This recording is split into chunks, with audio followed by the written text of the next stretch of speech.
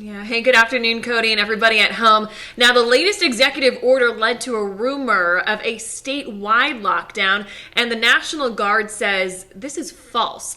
So the Guard says rumors like this one create confusion and a lot of anxiety in our communities. They say it's important to only listen to official sources when it comes to any information regarding COVID-19. Cody.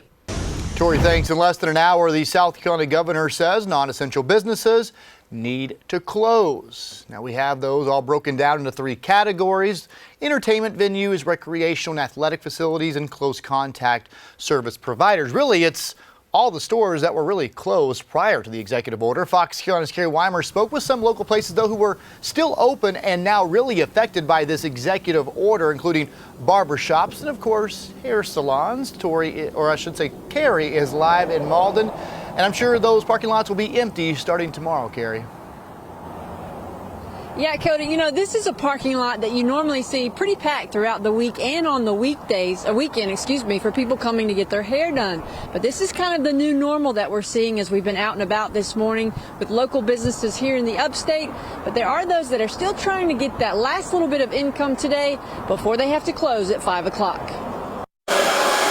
We all got to figure out how we're going to survive. With a 5 o'clock deadline today to close their salon, Evans and the other hairstylists at Beautiful You Salon in Malden are trying to get customers in one last time. We know it's 5 o'clock is the shutdown time, so we got people up front, got some in the back. But like I say, we try not to have too many in one little space. It's going to have a big impact because, like, majority of us, this is the only job we have. While some say they agree with the mandatory closings of non-essential business, others think the closing should be across the board. I understand the reason, but we as self-employed, we got families at home.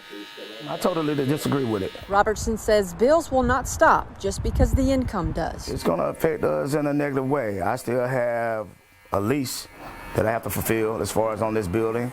Outside of that, I have 9 employees in here. They're out of work. You know, I mean, they're talking about unemployment. We don't know when it would kick in. Most of us have worked for ourselves for the majority of our life, if not all of our life. We don't know how to go about filing for unemployment. Evans is finding humor and giving advice on her last day of work for a while. Please do not cut your hair, do not relax it, do not put any color in it. I know you're going to be struggling out here. I'm down to 3 fingernails, and I don't want y'all coming back in 2-3 weeks and your hair gone, and then we have to weave you some in. That's some good advice right there. Now, if you are a business that wants to know if you're included on that essential list, you can go to the State Department of Commerce website. It normally takes them about 24 hours to get that request back to you and let you know if you're on that list. But remember that today at 5 o'clock, that order goes into effect for the next 15 days. In Malden, Carrie WEIMER, Fox Carolina, the 4 o'clock news. Carrie, that's probably the best soundbite of the week. But I've seen that from a lot of people online, too, a lot of barbers and, of course, people who cut hair say, just don't try to do it yourself. It could end up very bad. There's no one to fix it. Yeah. That's true. That's true. All right, Carrie, thanks so much. We'll see you back in a little bit.